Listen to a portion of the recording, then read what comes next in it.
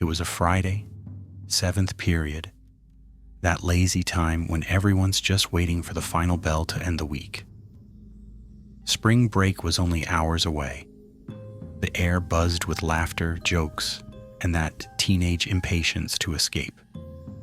Our teacher, Mr. Harris, a relaxed guy with a sarcastic sense of humor, had even said, "Let's skip the lesson. You've earned it." We were halfway through an online trivia game when the intercom crackled alive. At first, it was just static. Then came the voice, shaky, broken, terrified. "This is not a drill. Lockdown." Now the room fell silent instantly. Mr. Harris froze, then snapped into action. He switched off the lights, locked the door, and whispered sharply, "Everyone in the corner." Now desks scraped the floor as we huddled behind cabinets. The hum of the fluorescent lights died as the power suddenly cut out. Darkness swallowed everything. Only the sound of our breathing remained. Then, somewhere down the hallway, came the first scream. Not a word, just a raw, panicked scream that made every hair on my arms stand up. Then footsteps, slow, dragging, heavy. Something, or someone, was walking the halls. A man's voice echoed through the corridor, slurred and angry. "Where are you hiding? Come out, come out." He started slamming on lockers. The metal boomed like gunshots. Someone whispered, "Oh my God, he's getting closer." The handle of our classroom door rattled, violently. The girls started crying. I pressed my back against the wall, trying not to breathe. The pounding grew harder and faster until suddenly it stopped. For almost a full minute, there was silence, then faintly laid the sound of humming. A man was humming a tune right outside our door, just walking slowly up and down the hall, humming. And then, footsteps fading away. When the lockdown finally ended, the dean explained that a man, a former employee recently fired, had broken into the building, assaulted the front desk clerk, and vanished before the police arrived.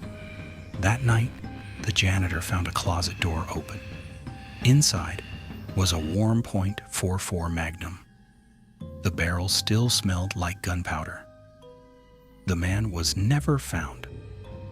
To this day, teachers say that sometimes when the halls are quiet after dark, you can still hear someone softly humming the same tune. It was one of those gray, suffocating days in early October, the kind that makes the whole world feel heavy. The rain drizzled against the cafeteria windows as we ate lunch. Then, without warning, 4 loud cracks echoed across the courtyard.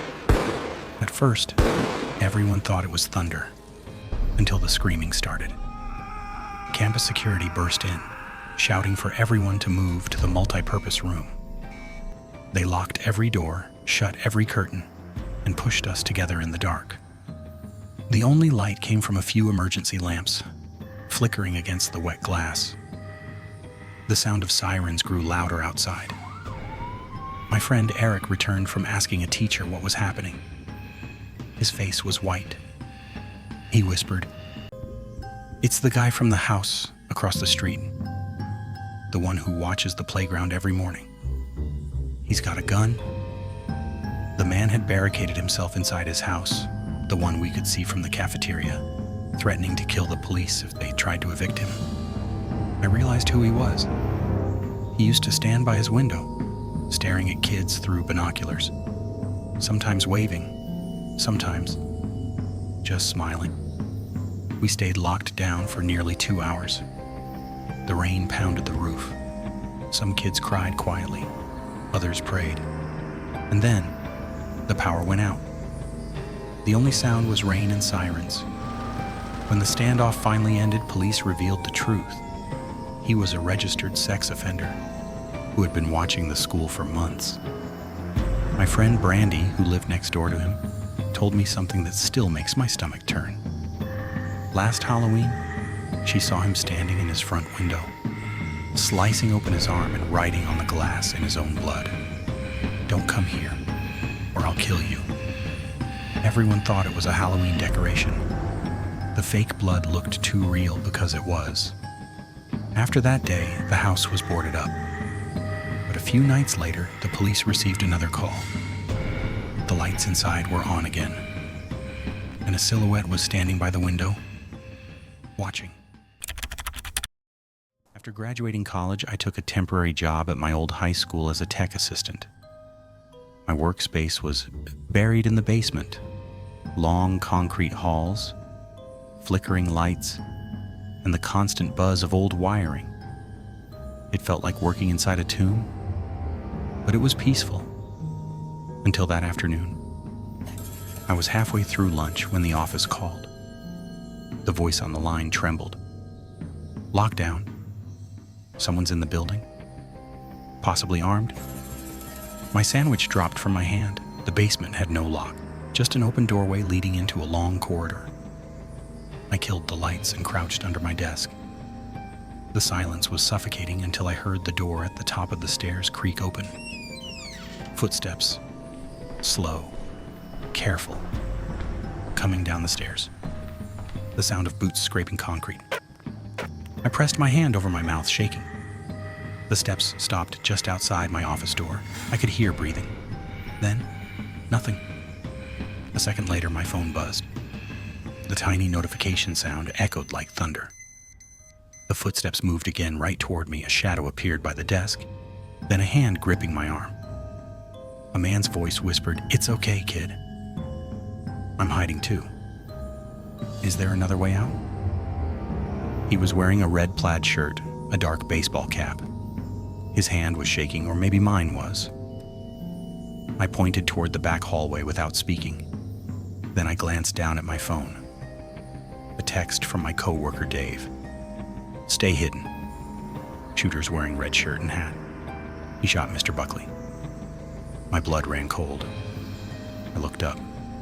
His eyes were already fixed on me, empty, motionless. He smiled. I ran. The gunshot that followed exploded through the basement like a thunderclap.